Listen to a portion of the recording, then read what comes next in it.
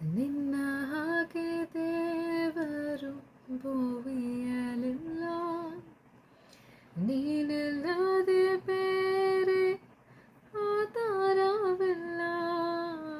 ನಿನ್ನ ಪ್ರಿಯನಾಗಿ ನಾ ನೆಲೆಗೊಳ್ಳುವೆ, ನೀನೇ ನನ್ನ ಸರ್ವಸ್ವ ನನ್ನೇಸುವೆ.